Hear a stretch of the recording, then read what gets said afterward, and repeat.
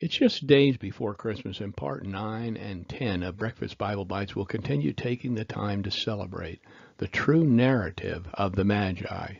Let's look again at Matthew 2 and verses 1 through 12 and see if we can't uncover some obscure truths that have been muddled by tradition and biblical apathy concerning the Magi.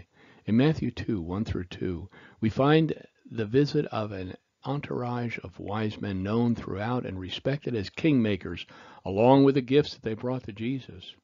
Shortly after Jesus was born in Bethlehem of Judea, in the days of King Herod, wise men from the east arrived unexpectedly in Jerusalem, saying, "Where is he who has been born King of the Jews? For we saw his star in the east and have come to worship him." When King Herod heard this, he was deeply disturbed, and all of Jerusalem with him. So he assembled the chief priests and scribes of the people and asked them where the Messiah would be born. "In Bethlehem of Judea," they told him, "because this is what was written by the prophet. And you, Bethlehem, in the land of Judah, are by no means least among the leaders of Judah, because out of you will come a leader who will shepherd my people, Israel." Then Herod secretly summoned the wise men and asked them the exact time the star appeared. He sent them to Bethlehem and said, "Go, search carefully for this child, and when you find him, report back to me, so that I too can go and worship him." And hearing the king, they went on their way, and there it was. The star they had seen in the east, it had led them until it came and stopped above the place where the child was. When they saw the star, they were overjoyed beyond measure. Entering the house, they saw the child and Mary, his mother, and falling to their knees, they worshipped him.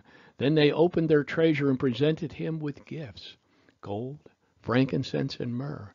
And being warned in a dream not to go back to Herod, they returned to their own country by another route. Perhaps the Magi giving gifts to the baby Jesus affirmed a notion that we should also give gifts at Christmas. But this gift giving has now gotten out of control.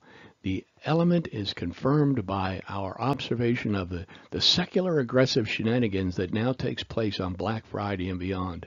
God gives us the gift of his Son out of love for his creation, and if we are to follow that path, then our gift giving should also be out of love.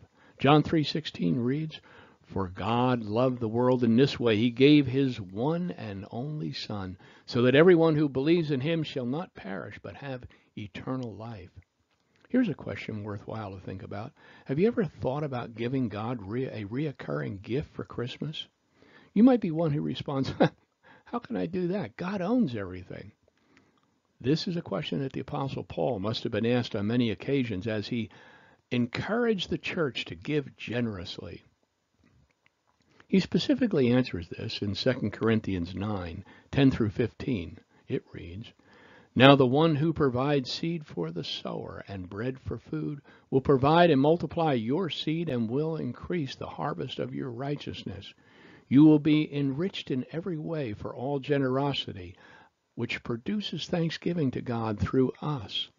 For the ministry of this service is not supplying the needs of the saints, but also overflowing in many acts of thanksgiving to God.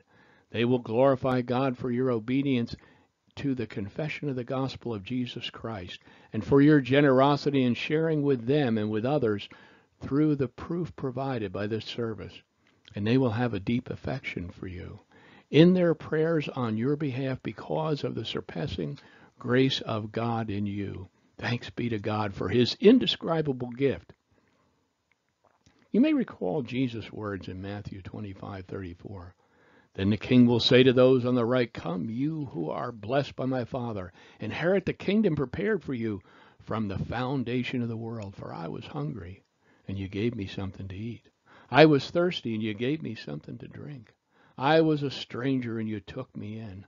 I was naked, and you clothed me. I was sick, and you took care of me. I was in prison, and you visited me.'" And the dissertation concludes in Matthew 25:40. "And the king will answer them, 'I assure you, whatever you did for the least of these brothers of mine, you did for me.'" Since God has given us his very best, shouldn't we give back to him of the very best of ourselves that fully expresses our love for him, articulated in our daily devotions?